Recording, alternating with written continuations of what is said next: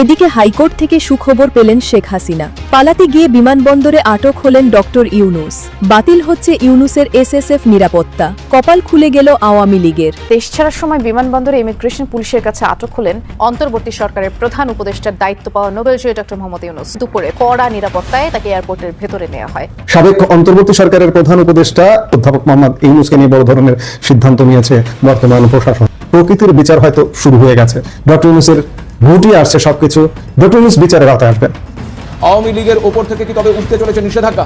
সর্বোপরি বাংলাদেশে ফিরতে চলেছেন শেখ হাসিনা। বাংলাদেশে কি ফের একবার আওয়ামী লীগ সক্রিয় হতে শুরু করেছে? এবার কি তবে বাংলাদেশে ফিরতে চলেছেন শেখ হাসিনা? হাইকোর্ট তাদের ঐতিহাসিক যে দায়িত্ব সেই দায়িত্ব পালন করেছেন। বিচারপতি রাজিকাল জলিলের নেতৃত্বাধীন হাইকোর্ট বেঞ্চ সব প্রণোদিত হয়ে এই বিষয়টিতে হস্তক্ষেপ করেছেন। আদালত কিন্তু সরাসরি সরকারের কাছে জানতে চেয়েছেন কেন এই বারবার শুন অ্যারেস্ট দেখানোকে অবৈধ ঘোষণা করা হবে। সুপ্রিয় দর্শক, নতুন একটি নিউজে আপনাদের সবাইকে স্বাগতম। দর্শক, বাংলাদেশের চলমান রাজনীতির যে পরিস্থিতি, তাহলে আমরা বুঝতে পারছি বাংলাদেশের আওয়ামী লীগ সরকার বাংলাদেশ থেকে যাওয়ার পর যে বিশৃঙ্খলা ঘটছে দেশে, সামনে আরও অনেক বড় বিপদ অপেক্ষা করছে হয়তোবা বাংলাদেশের জন্য। দর্শক, আজকের নিউজটি অতি গুরুত্বপূর্ণ, যার কিছুটা অংশবিশেষ আপনার ভিডিওর প্রথমেই দেখে ফেলছেন। তাহলে চলুন কথা না বাড়িয়ে আগে সম্পূর্ণ ভিডিওটি মনোযোগ সহকারে দেখে আসা যাক।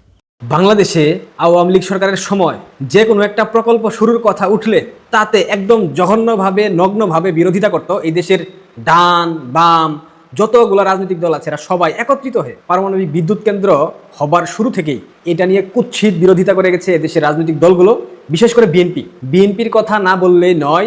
বিএনপির এক প্রকার রুটি রুজি কিংবা প্রাত্যহিক তাদের যে কার্যাবলী থাকতো তাদের মধ্যে অন্যতম ছিল কিভাবে আওয়ামী লীগের বিভিন্ন প্রকল্পের বিরোধিতা করা যায়। দেখেন বিএনপির নেতা মঈন খান এই বুইরা বদমাস কিভাবে বিরোধিতা করেছিল, কি বলেছিল তার নিজের মুখে শুনেন। এই আগুন নিয়ে খেলার হাত থেকে পথ থেকে আপনারা সরে আসুন, এই ধরনের উদ্ভট চিন্তাধারা থেকে সরে যান। আজকের দুনিয়াতে নিউক্লিয়ার পাওয়ার নিয়ে আমরা প্রতিষ্ঠা করেছি, এটা নিয়ে বাহাদুরি করার কিছু নাই। বিনীতভাবে এই সরকারকে অনুরোধ করব, এই আগুন নিয়ে খেলার হাত থেকে পথ থেকে আপনারা সরে আসুন, এই ধরনের উদ্ভট চিন্তাধারা থেকে সরে যান। আজকের দুনিয়াতে নিউক্লিয়ার পাওয়ার নিয়ে আমরা প্রতিষ্ঠা করেছি, এটা নিয়ে বাহাদুরি করার কিছু নাই। মঈন খানদের মতো এইসব বুইরা বদমাসদের পাশাপাশি যুক্ত ছিল বাংলাদেশের ডলার খেকো পশ্চিমাদের লালিত পালিত অনেক পরিবেশবাদী, যারা বলেছিল রূপপুর পারমাণবিক বিদ্যুৎ কেন্দ্র সভ্যতার জন্য হুমকি, পরিবেশের জন্য হুমকি, বায়ুমণ্ডল উত্তপ্ত হবে, বাতাসে কার্বন ডাইঅক্সাইডের পরিমাণ বৃদ্ধি পাবে। এই ধরনের অসংখ্য কথা এই পরিবেশবাদী তথাকথিত পশ্চিমা দালালদের মুখে আমরা বিগত সময়গুলোতে শুনেছি। আওয়ামী লীগের এসব মেগা প্রকল্প সমালোচনার মধ্যে থাকলেও মানা যেত, কিন্তু সেই সব বন্ধ করার জন্য প্রতিদিন সামনে নিয়ে আসা হতো নতুন নতুন সব জঘন্য ফর্মুলা, জঘন্য সব থিওরি, যেগুলো দেখলে এখন হাসি পায়। এই যেমন ধরেন বিএনপি পন্থীরা কখনো বলেছে পদ্মা সেতু, জোড়াতালির সেতু, এই সেতুতে কখনো উঠা যাবে না। আবার কখনো বলেছে রূপপুর পারমাণবিক বিদ্যুৎ কেন্দ্র নির্মাণ হবে অভিশাপ, ভয়ানক পরিস্থিতির সৃষ্টি হবে। এ ধরনের নানান কুৎসিত বিকৃত মন্তব্য করাই ছিল বিএনপির রাজনীতি। এইসব করে তারা ভাবতো বাংলাদেশের রাজনীতি তারা করে ফেলেছে, বাংলাদেশের মানুষের ম্যান্ডেট তারা অর্জন করে ফেলেছে। কিন্তু প্রকৃত সত্য এই মুহূর্তে বাংলাদেশের মানুষের সামনে এসে ধরা দিচ্ছে যে বিএনপি যা যা করেছে সবকিছু করা ছিল তাদের রাজনৈতিক এজেন্ডার একটা বিশেষ অংশ। 2023 সালের একটা সংবাদ সম্মেলন করে বিএনপির কেন্দ্রীয় নেতারা জানিয়েছিল পারমাণবিক বিদ্যুৎ কেন্দ্র প্রকল্পটি অপ্রয়োজনীয় এবং এই প্রকল্পকে বাচ্চা ছেলের কাজ হিসেবে আখ্যা দিয়েছিল এই বিএনপির তথাকথিত বুইরা বদমাশরা। বিএনপি দেশের সোলার টারবাইন কিংবা গ্রিন এনার্জি নিয়েও কম বিদ্রুপ করেনি, বিরোধিতা করেনি, অথচ বর্তমান এই যে জ্বালানি সংকট, এই সংকটে এসে এইসব প্রকল্প টিকে আছে, এইসব প্রকল্পের উপর বিএনপি এখন নির্ভরশীল। অথচ সেদিনের সেই বিএনপি সরকার এখন প্রকট বিদ্যুৎ সমস্যা সমাধানে এই পারমাণবিক বিদ্যুৎ কেন্দ্রের উপরে ভরসা করছে, এক প্রকার করতে বাধ্য হচ্ছে। কিন্তু বিএনপির সিনিয়র নেতা আব্দুল মঈন খান নামক এই বোকা এখন আর সেই পারমাণবিক বিদ্যুৎ কেন্দ্রকে অপ্রয়োজনীয় কিংবা বাচ্চাদের কাজ বলে মনে করে না। এখন তো আওয়ামী লীগ ক্ষমতায় নাই, আওয়ামী লীগের ক্ষমতাকালীন সময়ে আওয়ামী লীগ যাই করতো সবকিছু হতো শিশু বাচ্চাদের কাজ। এখন হয়তো বা বলবে এটা তো জনগণের বাপের টাকায় তৈরি করা হয়েছে। তো মঈন খান সাহেব, জনগণের বাপের যেহেতু এত টাকা আছে, তাহলে নতুন করে কয়েকটা পদ্মা সেতু বানান, মেট্রো রেল বানান, পারমাণবিক বিদ্যুৎ কেন্দ্র নির্মাণ করে দেখান। জনগণের বাপের যদি এতই টাকা হয়, তাহলে এখন তেল, গ্যাস অর্থাৎ জ্বালানি সংকট বাংলাদেশে কেন দেখা দিচ্ছে? কেন বাংলাদেশের মানুষ জ্বালানি সংকটে ভুগছে? এখন কেন তারা জ্বালানি কিনতে পারে না? টাকা তো অনেক আছে। খুব ইন্টারেস্টিং একটা ব্যাপার হলো, বর্তমানে দেশের তীব্র জ্বালানি সংকটে রাশিয়ার তেল, গ্যাস অর্থাৎ জ্বালানি কিনতে মার্কিনীদের অনুমতি নিতে হচ্ছে বর্তমান সরকারকে। অথচ শেখ হাসিনা পারমাণবিক বিদ্যুৎ কেন্দ্র নির্মাণ করেছেন, কারো অনুমতি তিনি নেন নাই। এমনকি সেই করোনা ভাইরাসের সময় রাশিয়ার জ্বালানির উপর বাংলাদেশ নির্ভরশীল ছিল। বঙ্গবন্ধু কন্যা শেখ হাসিনা রাশিয়া থেকে প্রচুর পরিমাণ জ্বালানি আমদানি করেছেন, কারো অনুমতি তিনি নেন নাই। ঠিক এসবের খেসারত হিসেবে এদেশের মানুষ তাকে উপহাস করেছে, 5 আগস্ট ঘটিয়েছে এবং তার আন্ডার গার্মেন্টস নিয়ে উলঙ্গ নৃত্য করেছে। এমনকি তাকে উল্লাস করে হত্যা করতে না পারার আফসোস তাদেরকে কুরে কুরে খেয়েছে বিগত সময়গুলোতে আমরা দেখেছি। বাংলাদেশে যা কিছু ভালো, ওই স্বাধীনতা যুদ্ধ থেকে শুরু করে আজকের বাংলাদেশে যা যা প্রাপ্তি, যা কিছু অর্জন করা হয়েছে সবকিছু হয়েছে বাংলাদেশ আওয়ামী লীগের হাত ধরে। আবার এই আওয়ামী লীগ নামক দলটাকে সব থেকে বেশি রক্ত দিতে হয়েছে এই দলের নেতাকর্মীদেরকেই। সেই বাংলাদেশ নামক রাষ্ট্রের প্রারম্ভ থেকে শুরু করে আজ অবধি সব থেকে বেশি রক্ত দিতে হয়েছে সেই ভাষা আন্দোলন, গণঅভ্যুত্থান, 71-এর মহান মুক্তিযুদ্ধ, সব সময় বাংলাদেশ আওয়ামী লীগকে বেশি ত্যাগ করতে হয়েছে। 2024 সালের 5 আগস্টের সেই তথাকথিত জঙ্গি অভ্যুত্থানের পর যে ত্যাগ বাংলাদেশ আওয়ামী লীগ করেছে, এটা বাংলাদেশ আওয়ামী লীগের রাজনৈতিক ইতিহাসের একটা বিশেষ অংশ।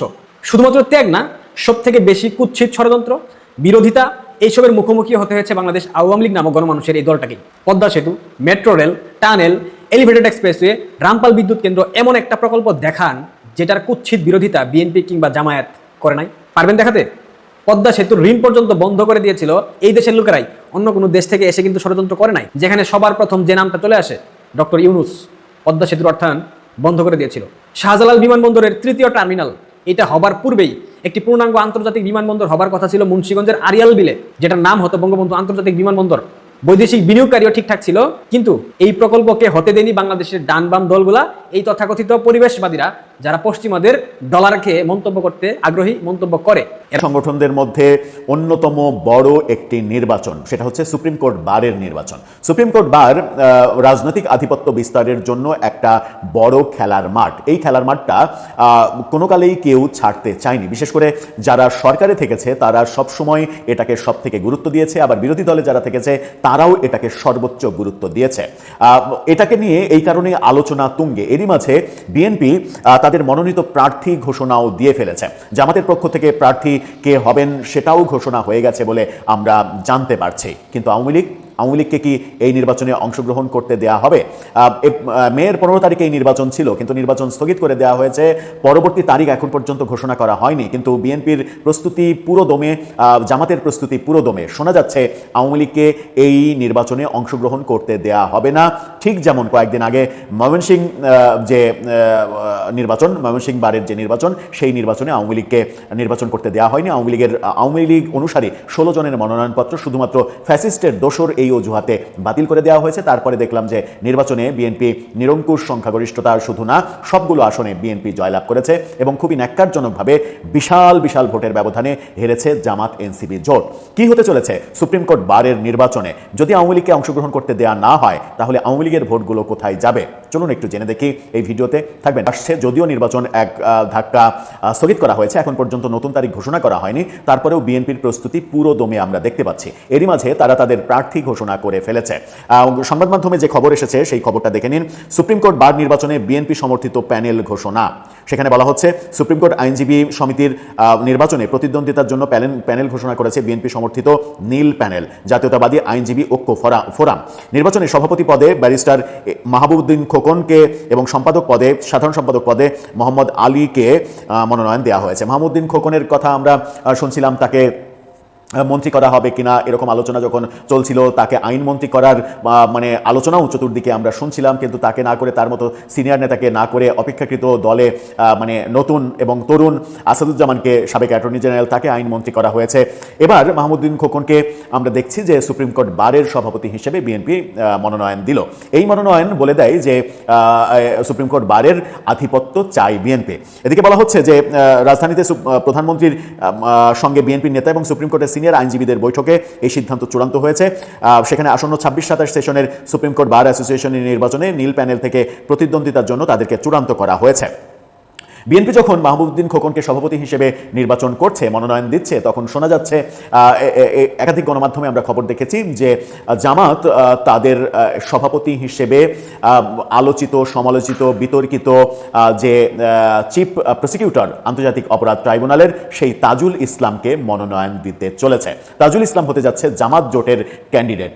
যদিও তাজুল ইসলাম এই মুহূর্তে জামাতের মানে সদস্য নন, তিনি এবি পার্টির সদস্য, এরকমটাই জানি। তারপরেও এটা তো নিশ্চিত যে জামাত মানেই এবি পার্টি, কারণ জামাতের যখন নিবন্ধন বাতিল করে দিয়েছিল আওয়ামী লীগ, তখন জামাতের বিকল্প একটা দল দাঁড় করানোর যে চেষ্টা ছিল সেটাই এবি পার্টি, এবং জামাতের লোকজনই এবি পার্টির জন্ম দিয়েছে। পরবর্তীতে জামাত যখন রাজনীতি করার ক্ষমতা ফিরে পেল, তখন এবি পার্টির গুরুত্ব কমে গেল। সেই জন্ম নেওয়া এবি পার্টির সদস্য তাজুল ইসলাম, হয়তো খুব বেশি দিন আমাদের ওয়েট করতে হবে না, আমরা দেখবো যে মানে এবি পার্টির সবাই আবার জামাতে ফিরে আসছে, এবি পার্টিকে ভ্যানিশ করে দেওয়া হচ্ছে, এরকম ঘটনা ঘটতে পারে। তাজুল ইসলামকে সুপ্রিম কোর্ট বারের এই নিয়োগটা দেওয়া হয়েছে। এখন প্রশ্ন হচ্ছে, আওয়ামী লীগকে কি এই নির্বাচন করতে দেওয়া হবে? শোনা যাচ্ছে ময়মনসিংহ বারে যেমন আওয়ামী লীগের প্রার্থীদের মনোনয়ন বাতিল করে দেওয়া হয়েছে ফ্যাসিস্টের দোসর বলে, সুপ্রিম কোর্ট বারেও ঠিক একই ঘটনা ঘটতে পারে। কারণ